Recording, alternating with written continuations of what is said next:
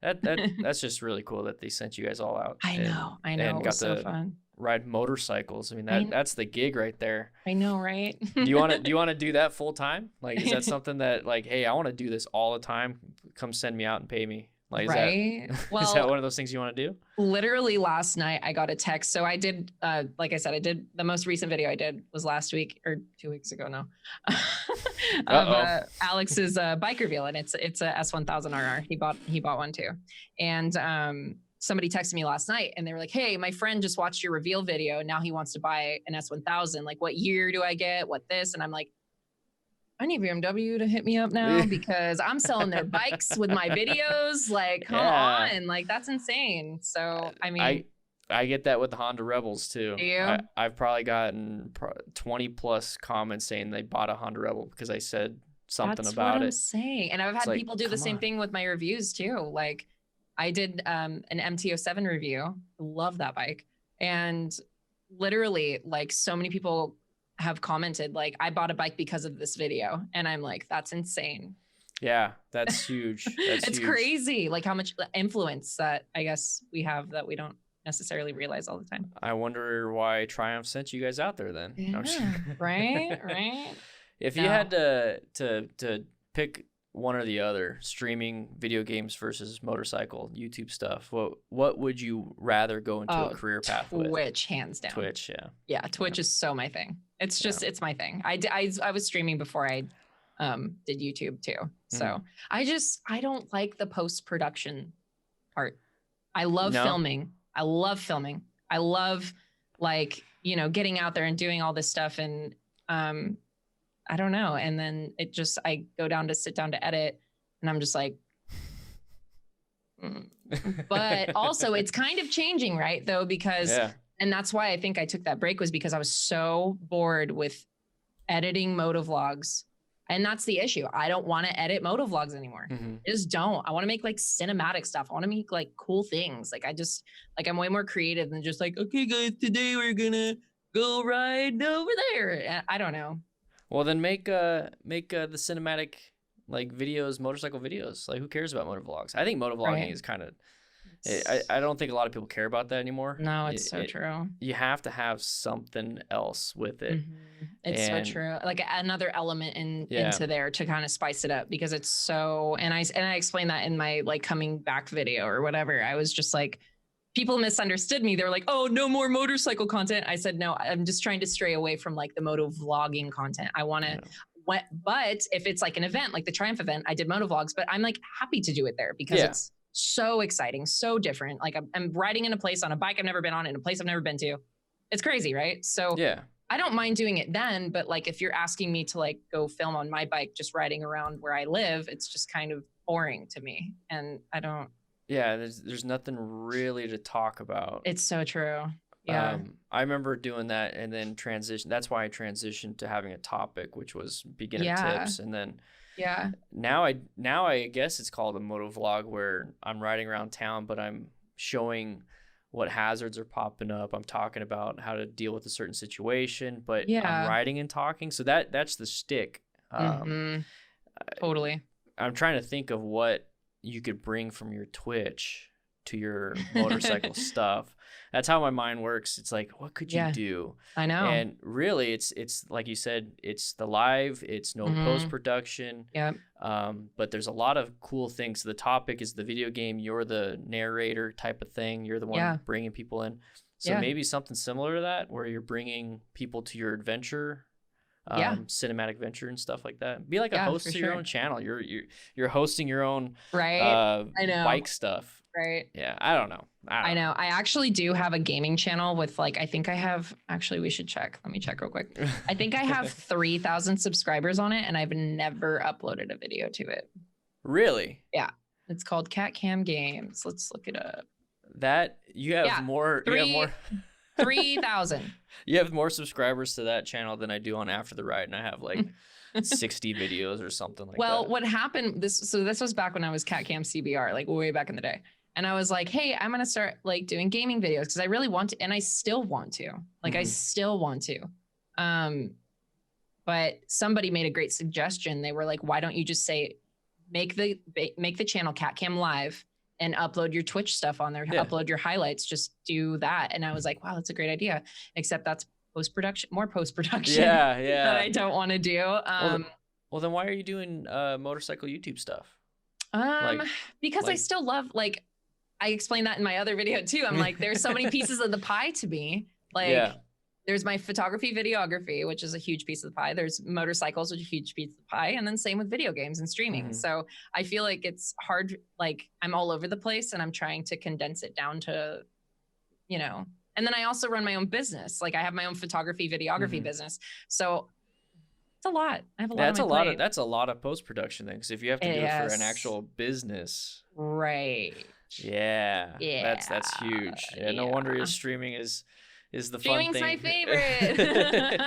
It's like you stream for 3 hours and that's it. I stream. That's normally what I stream for, is about 3-4 hours. And then I hop off and you're done. And we're like, all right, see you again tomorrow. Yeah. That's the way to do it. That definitely is the way to do it. But it's like, then just stick with that. I know. I'm not trying to talk you out of it. I'm not talking. No, I totally hear you. Because this is the same thoughts that I have. Like, and you understand, I don't have anybody to talk to about this stuff. Like I can talk to my friends about it and they're like, well, just do what you love. And I'm like, okay. But also I have to figure this out because, you know, if you have a coin right now and you flipped it, heads is Twitch, tails is YouTube, and you flipped it, that first thought in your mind, I hope it's heads or I hope it's tails. That's what you should do. Yeah. Yeah. I that's how I make a lot of my decisions, which is probably bad, but it works. Yeah, for sure. Your gut instinct says that. And like you just said, you took that break and you're like, I'm just going to do whatever the heck I want to do. I'm not going to do the specific. And you said things just kind of skyrocketed. Well, if you absolutely love Twitch and doing the video game stuff, maybe just dedicate way more time to that and get rid of. I have in the past couple months. Yeah. And that's what that break kind of showed me too, is, if I stream instead of 3 days a week, if I streamed 4, it made a huge difference in everything. So I'm all for people doing what they want to do. Doesn't have to be motorcycles. I know, man. I feel it. But then again, it's like, I still love my YouTube channel and I love the people on there and I love, you know, and then that's another thing too, is, I feel like if you do other things, so I feel like YouTube is the center hub, right? And then all these little webs are, you know, Instagram, Twitter, Twitch. YouTube's the main hub. That's where people find you. That's where people discover you. And then they fall in love with your personality. They fall in love with your channel, your content or whatever. And then it feeds the Instagram, it feeds the Twitter, it feeds the Facebook, it feeds the Twitch, it feeds other things, or Patreon, whatever you have going on. And like with you, the Discord, I mean, Discord massive. I'm like on there. I'm like, I don't know where I am. Help me. It's a lot of people. It's a lot of people. So, but it came from the YouTube, right? Like, okay. So that's what I'm saying. So it's kind of like, if you die down the main hub, I feel like everything else kind of slows down. Well, just like you said, just put, I would say just stop motorcycles. Still love it, still enjoy it, still ride, keep it. I do. For you and your boyfriend. Just keep it for you guys. And then that 3,000 sub YouTube where there's no videos, just use that energy that you would do for motorcycles, put it I just into need that. an editor, man. Like, honestly, like if I could just get an editor for my Twitch stuff, I would be chilling. I would be chilling so good right now. Well, what about doing like tips for streamers? Like your YouTube channel is just like, you know, whatever it is that you found that worked for you on Twitch. That's true. Just make like a 5-minute, 10-minute, whatever video on YouTube and have it, hey, come check me out on Twitch. And you're constantly sending people over to the Twitch channel and stuff. That's actually true too. I never thought about that. I don't know. I just want you to do what you like to do, because there's many projects that I've tried to do, just like how you're saying. It's like, I wish I want to do this because it's part of me. And then I do it for like 5 videos. I'm like, it's work now, because it's like, I don't want to do it. I wanted to focus on motorcycling. So I'm thinking maybe for you, it's. See, I don't want to get rid of like the motorcycle stuff. Like I just don't want the editing to be so extensive, and the editing only gets extensive when it's a motovlog.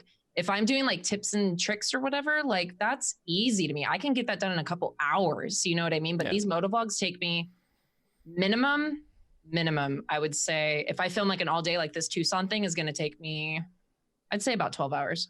Yeah. No, I remember that. Yeah. It sucked. Yeah, it sucks. It's mainly cutting out all the crap that you didn't say and do. Exactly. And it's not even fun for people to watch sometimes. So it's true. So I'm condensing. I figured like everybody's dragging all their videos out for whatever part 1, 2, 3, 4, or 5. I'm literally doing 5 minutes the first day, 5 minutes the second day. Boom, done. Putting some commentary between it, and that's it. That's it. Yeah. The one thing that I found out with YouTube is that people typically go there, especially with streaming that came out. Typically, people go to YouTube for educational how-tos. That's true. And then information like education, news. So, and then Twitch, and then like the VODs that come from that are the entertainment. Right. So I'm thinking like you could possibly just do the Twitch and then create some VODs. Yeah, and that's the entertainment. And then if you want to do like motorcycle stuff, think of like an educational how-to, maybe like share my experience type thing. So yeah, for sure. When you hear that, like what comes to your mind when it comes to motorcycling? What can you do that's a how-to? What do you think? What's I have like notebooks with so many ideas written down in them that have to do with motorcycles. Yeah, there's a lot. I get asked a lot of questions, especially being a female rider. I get asked very specific questions, which good or bad. Oh no, they're great. I mean, it's more like I get a lot of beginner questions because it's like, oh well, if she could do it, I could do it, and I love that mentality. Okay, I mean, any of us can do it, right? So I don't know. Some of the things I've thought of is like, I don't know, like a video I want to make is like things I'll never ride without, because there are things I don't ride without. You know what I mean? Okay. And I don't like to say too many ideas because people have stolen my ideas and uploaded them, and I'm like, okay. That just means you got to do it better. That's all. It's true. It's true. And I will. But yeah, so that's like just little fun videos like that won't take me long, but I still have fun doing, and they're motorcycle related, and boom. And it's like, makes everyone happy. That's it. There you go. That's what you should do. That's what you should do. Yeah.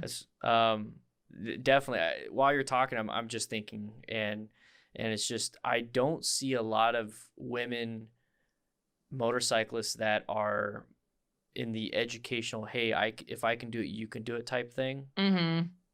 There's a lot that do that, but then it's more so they're not bringing a lot to it. It's a lot of the same stuff. It's not coming from it's not that genuine, authentic, this is really me, what I learned. This is what I heard, and I'm just going to say it. Gotcha. So if you can come from a point of view, because when I'm listening to you, you're saying that you test ride a lot of bikes, you know bikes, you came from dirt, you have a unique experience with streaming. I would combine all those into one package and then somehow deliver something motorcycle related to that. Yeah. Do you have a lot of dirt around you? Like a lot of dirt track and stuff like that? Yeah, we do. We have a couple around here. We have to with dirt biking here, you have to have a garage, have a bike, have a truck to bring your bike to the place, have your, it has to be in season with the tags and everything. And it's a lot of work to ride dirt here. Yeah.